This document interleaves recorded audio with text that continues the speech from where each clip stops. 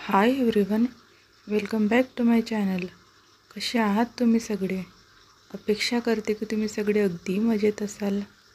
तर सध्या बघा, खूप जास्त गार हवा सुटलेला आहे आणि जेव्हा दुपारी बाहेर पडलो ना, तर त्यावेळा भरपूर ऊन असते. तर संक्रांत झाली की दुसऱ्याच दिवशी ना वातावरण अगदी असं चेंज झालेलं असते. काहीसं थोडं असं उन्हाळ्यासारखं पण वातावरण वाटत असते दुपारचं बाहेर पडलं की. तर तसंच ना सकाळी असं खूप गार हवा असल्यामुळे सकाळचं कसं बाहेर जायला नकोच वाटते आणि दुपारचं सुद्धा ऊन असल्यामुळे बाहेर जायला नको वाटते. तर बघा, आत्ता मी मुलांना वगैरे सोडून आले, थोडं घरातलं आवरलं आणि त्यानंतर आता छान असं चहा करते, मस्त अद्रक आणि गूळ वगैरे टाकून. त्यानंतर मग असंच थोडं आवरून घेतलं होतं सगळं घरातलं.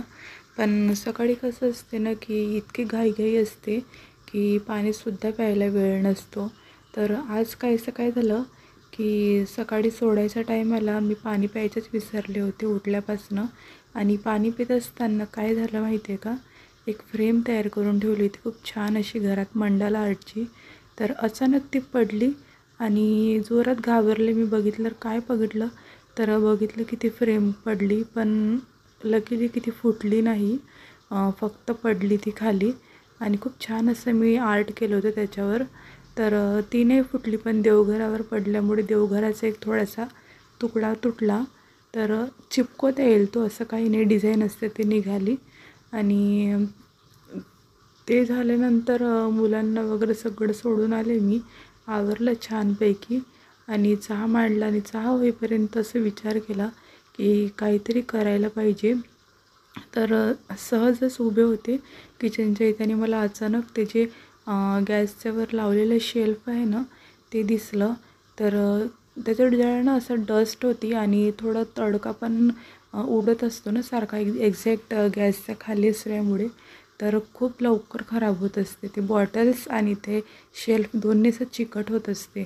तर मी काय करते, सारखं कॉलिननी वगैरे पुसत नाही, तर एक छान असं सोल्युशन घरात बनवत असते. तर ही बघा, माझ्याकडे ही एक कॉलिनची स्प्रे बॉटल होती, रिकामी झाली होती ती. तर त्यात मी ना प्लेन व्हिनेगर घातलं आहे, थोडं पाणी घालते आणि थोडं डिशवॉश लिक्विड घालते. अगदी थोडंसं घालायचं आहे ते, कारण व्हिनेगरच छान असतो, पॉवरफुल, त्यामुळे जास्त त्याला गरज नसते. तर थोडंच घालायचं आणि ते छान असं शेकिट करायचं. आणि ते झाल्यानंतर ना छान असं मग ते शेल्फवर छान पसरवून लावून घ्यायचं आणि लगेच पुसून घ्यायचं. तर कापड आहे ना खूप छान असं सॉफ्ट ठेवायचा, तर छान मस्त असं निघून जात असते.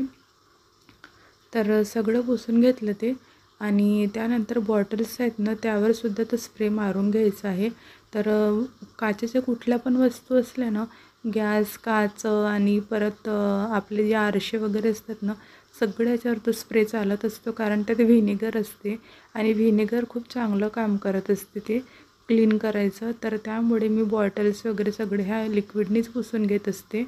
तर सारखं कॉलिन विकत आणण्यापेक्षा जर आपल्या घरात असलं व्हिनेगर तर तेच सोल्युशन तयार करायचं, नाही का. तर असं मी छान असं पुसून वगैरे घेतले आणि वरचं ते शेल्फ अगदी तयार होतं. बॉटल्स वगैरे सगळं स्वच्छ पुसून घेतलं आणि छान असं लावून घेते आता. त्यानंतर परत खालचंसुद्धा स्वच्छ करायचं होतं, ते पण करून घेणार. तर हे कसं ना एक्झॅक्ट गॅसच्या वर असल्यामुळे ना मला सारखंच त्याला पुसावं लागतं. जर 10-15 दिवस झाले आणि पुसलं नाही तर त्यावर छान अशी चिकट थर जमा झालेली असते. आणि परत राईट साईडला बघत असाल तुम्ही, जिथे मी स्वतः हाताने DIY केलेलं आहे त्या पाट्या, त्यावर जे सामान ठेवलं आहे ते सुद्धा मला असंच पुसावं लागतं.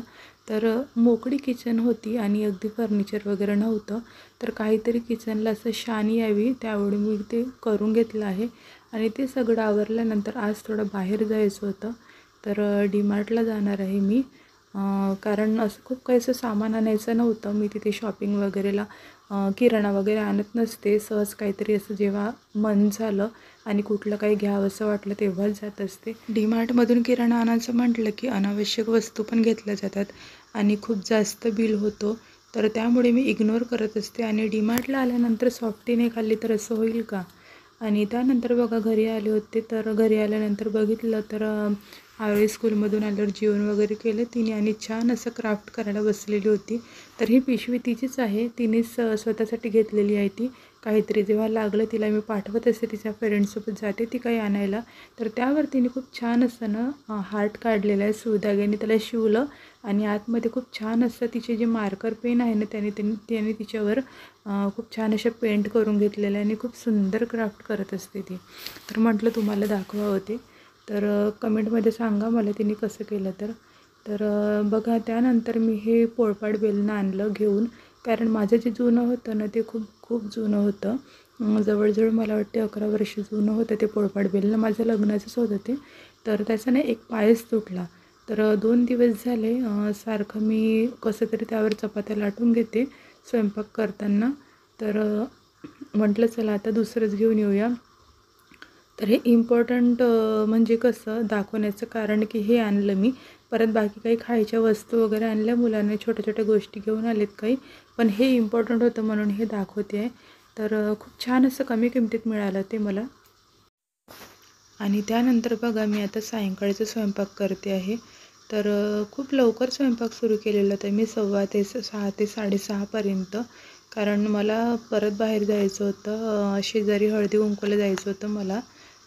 तर त्यासाठी म्हटलं लवकर लवकर स्वयंपाक करून घ्यावं, कारण एकदा बाहेर पडलं ना की तिकडून लवकर येता येत नाही, कारण फ्रेंड्स वगैरे मिळतात, गप्पा गोष्टी होत असते.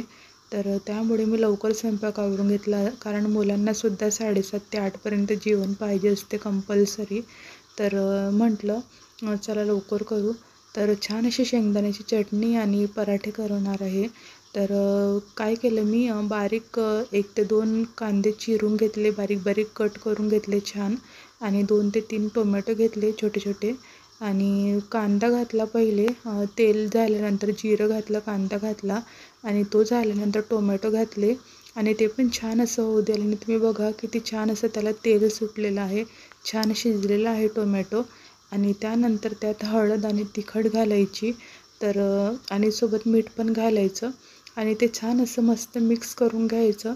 आणि थोडा वेळ शिजलं की त्यानंतर त्यात शेंगदाण्याचा कूट टाकायचा. तर शेंगदाणे भाजून घ्यायचे, वरचे टरफलं वगैरे मी काढत नसते, कारण ते चांगलं असते खाणं. तर तसंच मी मिक्सरमधून काढून घेत असते. तर ते बारीक करून घ्यायचं आणि ते पण टाकायचं त्यात, आणि छान असं मिक्स केल्यावर नंतर थोडा शेंगदाणा असतो ना तो तेलात होऊ द्यायचं ते कूट, आणि ते झाल्यानंतर ना छान पाणी सोडून घ्यायचं. आणि पाणी सोडल्यानंतर मग त्याला तसंच उकळू द्यायचं बऱ्याच वेळपर्यंत, त्याला तेल सुटेपर्यंत. तर सुरुवातीला ना शेंगदाण्याची चटणी करताना तेल कमीच घालायचं, कारण शेंगदाणा असतं त्याला ऑलरेडी तेल असते, त्यामुळे तेल कमीच घालायचं आणि खूप छान भाजी होत असते ती. तर तुम्हीसुद्धा एकदा बनवून बघा नक्की. आणि लास्टमध्ये मग मी त्यात थोडं गरम मसाला घालणार आहे आणि कोथिंबीर घालणार. तर बघा एक साईडला भाजी फोडणी दिली आहे आणि शिजायला ठेवली आहे, तेव्हापर्यंत छान असे पराठे करून घेते. तर पराठे मी कशाचे करते आहे, तर काल आहे ना सकाळी फुलगोबी आणि आलूची भाजी केली होती आणि परत शिमला मिरचीची सुद्धा भाजी होती.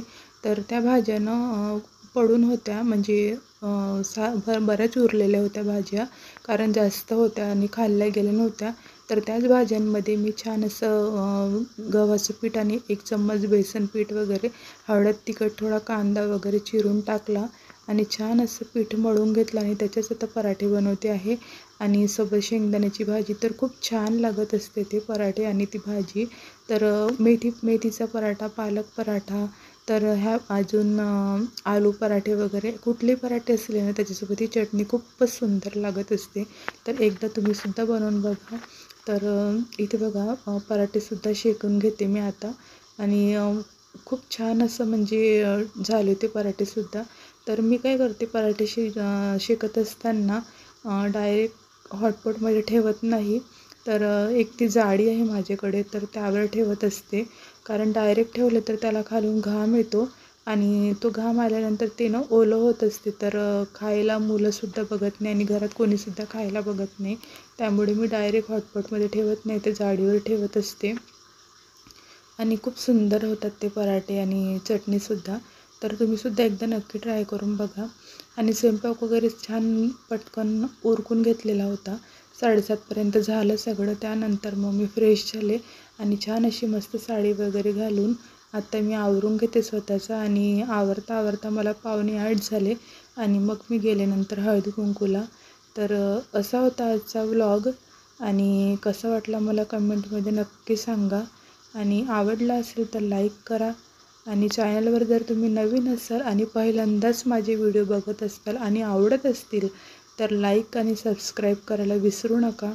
सध्या मला तुमच्या सबस्क्राईबची खूप जास्त गरज आहे, त्यामुळे प्लीज प्लीज प्लीज सबस्क्राईब करा. तर भेटूयात आपण आपल्या नवीन इंटरेस्टिंग व्हिडिओमध्ये. तेव्हापर्यंत सगळ्यांना बाय.